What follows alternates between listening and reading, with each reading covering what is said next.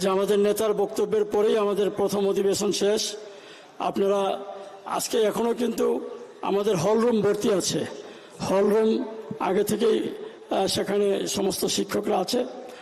আপনারা হলরুমে চলে যাবেন আমাদের মাননীয় প্রধান অতিথির বক্তব্যের পরে। সেখানে কাউন্সিল হবে আপনাদের, এবং কাউন্সিলটায় আপনারা আপনাদের নেতা নির্বাচিত করবেন। বিগত 32 বছর যাবৎ আমি এই পদে আছি।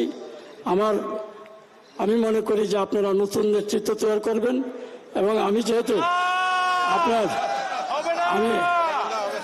যেহেতু দীর্ঘদিন যাবৎ এখানে ছিলাম, একটু নতুন নেতৃত্ব আসার প্রয়োজন, এবং আমাদের বাংলাদেশ জাতীয়তাবাদী দলকে যেহেতু আমার সময় দিতে হয়।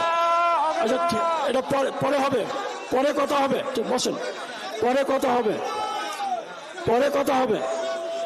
এ পর্যায়ে আমি সবিনয় অনুরোধ জানাচ্ছি, আমাদের গর্ব, আমাদের অহংকার, আমাদের অভিভাবক, আমাদের আস্থার প্রতীক বাংলাদেশ জাতীয়তাবাদী দলের মাননীয় ভারপ্রাপ্ত চেয়ারম্যান, আমাদের সকলের প্রিয় নেতা জনাব তারেক রহমান এখন প্রধান অতিথির বক্তব্য রাখার জন্য সবিনয় অনুরোধ জানাচ্ছি।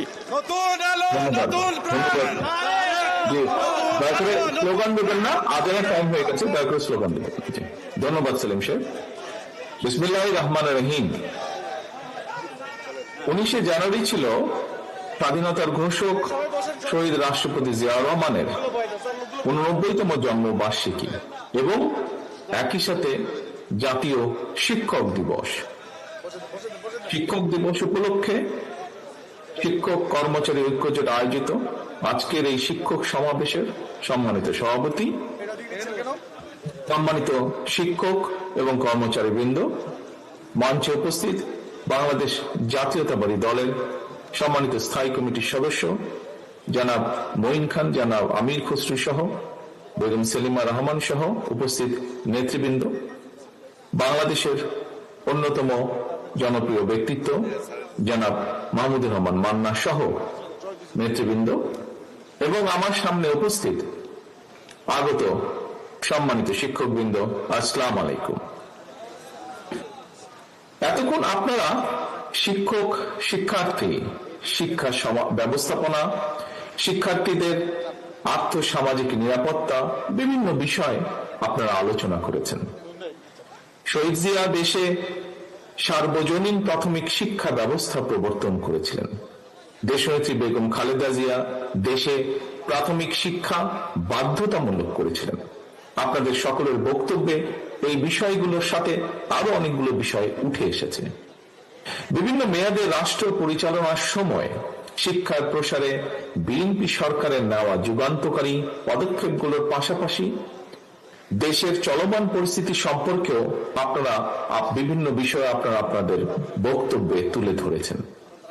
আপনাদের বক্তব্য আলোচিত বিষয়গুলো আমি আর পুনরায় আলাপ করতে চাইছি না, যেহেতু আমাদের হাতে সময় কম। সম্মানিত শিক্ষক এবং কর্মচারী ভাই বোনেরা, বর্তমান প্রতিযোগিতামূলক বিশ্বে একটি প্রভাবশালী জাতি, রাষ্ট্র হিসাবে যদি আমাদের টিকে থাকতে হয়, তাহলে অবশ্যই এই মুহূর্তে আমাদের সামনে বড় চ্যালেঞ্জ জ্ঞান ভিত্তিক রাষ্ট্র এবং সমাজ প্রতিষ্ঠা করা। এবং এই চ্যালেঞ্জ মোকাবেলায় আমাদেরকে যুক্তি, তর্কে, মেধা, মননে, জ্ঞানে, বিজ্ঞানে অবশ্যই সমৃদ্ধ হতে হবে আমাদেরকে। একটু আগে আমির খসরু সাহেব ওনার বক্তব্যে একই কথাই বলেছেন।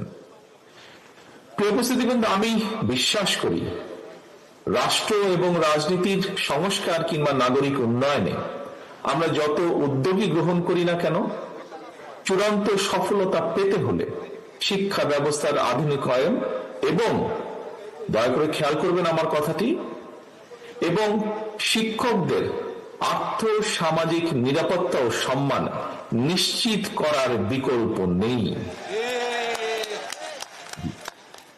আমি দৃঢ়ভাবে বিশ্বাস করি যে এই কথাটি আমি বলেছি, আপনাদের অনেকগুলো বিষয়ের দাবি যেগুলো আপনারা তুলে ধরেছেন, এই কথার মধ্যে নিশ্চয়ই সেগুলো আপনারা বুঝতে পারছেন।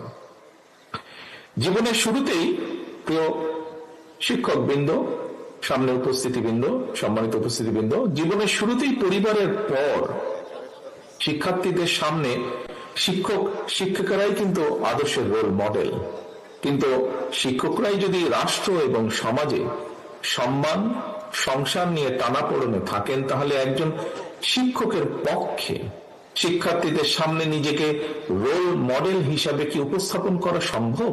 অবশ্যই নয়। শিক্ষক শিক্ষিকারা যাতে শিক্ষার্থীদের সামনে আত্মবিশ্বাসের সঙ্গে নিজেকে একজন রোল মডেল হিসাবে উপস্থাপন করতে পারেন, সে ধরনের শিক্ষা ব্যবস্থা এবং শিক্ষার পরিবেশ তৈরি করতে রাষ্ট্র এবং সরকারকে অবশ্যই প্রয়োজনীয় উদ্যোগ গ্রহণ করতে হবে বা গ্রহণ করা প্রয়োজন। শিক্ষকতার পেশা, যে কথাটি আমি এখন বলবো, এই কথাটি এর ভিতরেই কয়েকজন বক্তা এখানে উল্লেখ করেছেন। খুব সম্ভব সেলিম সাহেব ওনার বক্তব্যে উল্লেখ করেছেন। শিক্ষকতার পেশা কখনোই কিন্তু উপায়হীন বিকল্প কিংবা একটি সাধারণ চাকুরি নয়। শিক্ষা দীক্ষায় মেধাবী মানুষটি যাতে শিক্ষকতা পেশাকেই আনন্দের সঙ্গে প্রথম অগ্রাধিকার হিসেবে বেছে নিতে আগ্রহী হয়ে ওঠেন, তেমন পরিবেশ নিশ্চিত করা রাষ্ট্র এবং সরকারের দায়িত্ব বলে আমি দৃঢ়ভাবে বিশ্বাস করি। সুতরাং অর্থনৈতিক সচ্ছলতা, স্বাচ্ছন্দ্যময় এবং সম্মানজনক জীবনের নিশ্চয়তা প্রদানের মাধ্যমে বিশেষ করে প্রাথমিক এবং মাধ্যমিক পর্যায়ে স্কুল শিক্ষকের চাকরিকে আরো প্রতিযোগিতামূলক এবং আকর্ষণীয় করে গড়ে তোলা প্রয়োজন। শিক্ষকদের কাছে একজন আদর্শ শিক্ষক কেন গুরুত্বপূর্ণ, এই প্রসঙ্গে বিশিষ্ট মনোবিজ্ঞানী ডক্টর গর্ডন একটি পর্যবেক্ষণের কথা বলেছেন। আমি সেই পর্যবেক্ষণটি আপনাদের সাথে সামনে খুব সংক্ষেপে তুলে ধরতে চাইছি।